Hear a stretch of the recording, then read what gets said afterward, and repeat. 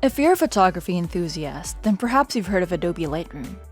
It's a photo retouching software that is simple, easy to use, and does wonders.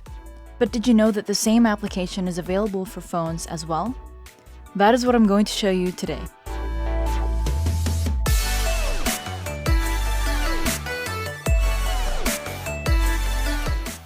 Hello everyone, it's Ren here and welcome to this channel. This is the fourth video in our ongoing series, How to Edit Cosplay Photos on Your Phone, where we talk about the different mobile apps that you can use and how to use them as you progress in your cosplay journey. The app for today will be Lightroom, another app by Adobe Creative Cloud, which is available on the Play Store for free. And I admit I'm not a big expert with Lightroom because I've only recently started using it, but I find that it's a really good app for a lot of creative coloring and cosplay photos. Immediately, the thing that I found interesting about Lightroom is their user interface and interaction. Usually with other apps, if you go to your gallery, choose a photo, and send it to the app you want to go to, you're automatically sent to the app itself where you can edit right away. With Lightroom, you need to send the photo from your gallery to Lightroom and then manually go to the app itself. You can also go to the app directly and choose your photo from there. There you will see that you have added that photo in the app's album or workspace, and you can also organize them into customized albums. You can edit it and then export the photo to save it, but the photo still stays in the app itself with all the tweaks you've made so that you can go back to it later if you want to. Now focusing on cosplay, let's get right into it. As usual, you have the crop and rotate tools here. We can crop and also rotate the image or flip it. Now this totally depends on you and the character. If you want a more serious and symmetrical look, you can use the degrees meter over here to make it straight, and if you want like a Dutch angle or maybe you want it upside down, this is where you can do it. The next one are the profiles. If you want to manually edit everything, you can stick with a color profile. However, you can also choose from a variety of profiles. To make it simple, they act like basic filters. You can still tweak some things afterwards. Thirdly, we have the light tools. We can adjust the brightness values here, such as the exposure, contrast, highlights, shadows, whites, and the blacks. This part is a very important part when editing photos in general because raw photos tend to be either too dark or too bright, or both at the same time, so here we can fix that. For cosplay editing, again, it depends on the character, what mood and what story are you trying to convey. Remember what I said on the last video when I said lower the highlights and brighten the shadows for a more surreal anime look? Well, the best place to really do that is here in Lightroom because it develops beautifully compared to the other apps. It really has the ability to transform the image color-wise. And so here are just some examples of this look that I'm talking about where I lower the highlights and brighten the shadows.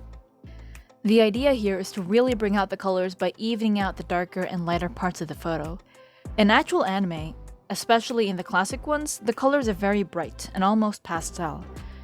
I used to wonder how cosplay photographers were able to do this so well, so I watched a ton of tutorial videos and experimented, because when I was starting out, the beginner's impulse was to brighten the highlights and deepen the shadows to have a photo with more dimension, which is totally fine if that's what you intended. There are more options. I would also focus more on the contrast and saturation part of the editing before, without realizing the power of the highlights and the shadows, as well as the whites and the blacks. So if you're a beginner, just try it out, explore, and learn how each tool works. Moving on, the next tab is the Color Adjustments tab, and this is where the color magic happens. First, there's the temperature, which lets you adjust the warmth and the coolness of the photo, and the tint for the adjustment of green and magenta tones. Next is the vibrance and saturation, which, as I explained in the previous video, vibrance intensifies the duller or muted colors, while the saturation intensifies the colors as a whole. Now these are pretty standard stuff, but here in the Mix tab, this is where you get to adjust and tap on each of the colors. You can adjust the hue, saturation, and luminance.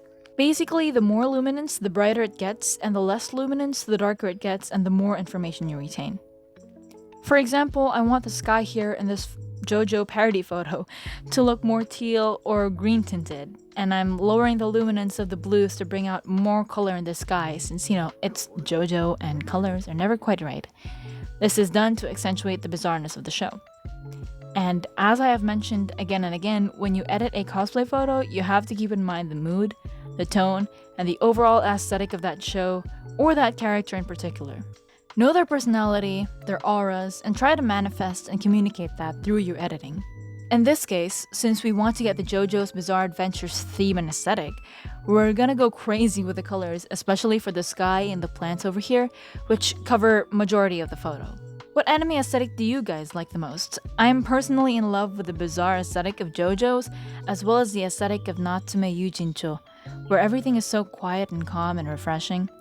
But I also really like the more gothic ones like Death Note and Vampire Knight. Tell me in the comments below which ones are your favorite. For me, playing around with colors is really fun, and for extra knowledge, you can also watch a few videos explaining color theory and the like so that you can learn how to communicate using colors. Next are the effects. We have texture, clarity, dehaze, and vignette, as well as grain. If you watched my previous videos, you know what most of these are, but as a review, let's go over them real quick. First is the texture. It enhances the texture and details of smaller objects without adding much noise or change tonal values. It's great for accentuating small details like hair and leaves, and it can also diminish the pores and skin if you lessen it on the slider. Clarity increases mid-tone contrast, and the higher it gets, the more textured and contrasty it looks. Almost like an over-textured HDR. The main difference between the two is the amount and size that they cover. Texture focuses more on the smaller details, while clarity affects the whole image. Dehaze is used to either add or lessen the haze or fogginess in a photo to make it clearer and less washed out overall. Vignette, as you all know, gives the edges of the photo a lighter or a darker shade to kind of line and feather the edges. Lastly, grain lets you add, well, grain in your photos to give it that kind of retro or vintage effect. Now, these effects may or may not be used. You don't need to use all of them, only use them with intention. What I mean by that is only use what you intend to use to suit the aesthetic or theme that you have in mind. Always have a reason when you add an effect. For example, you want a photo to look more vintage and soft, so then you can add grain and maybe lessen the clarity for a more bloomy effect. What I recommend is don't mindlessly just add or do anything that you think would look cool, but is not actually part of your desired end goal. Unless you're practicing or experimenting, of course. The next tab is the Details tab.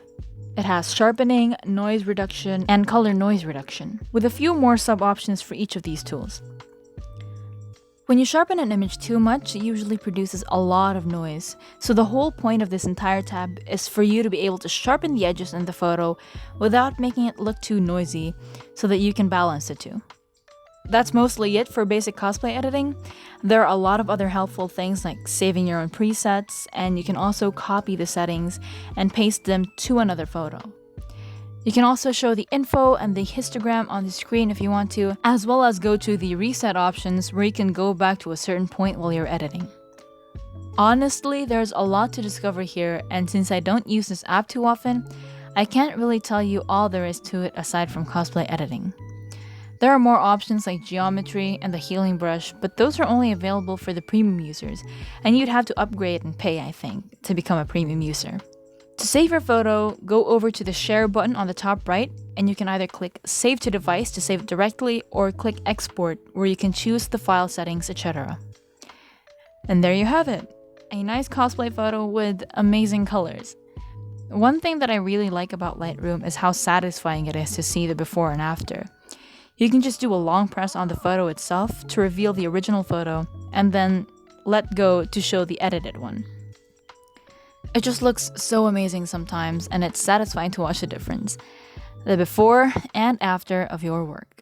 If you haven't seen the other videos, please check them out as well.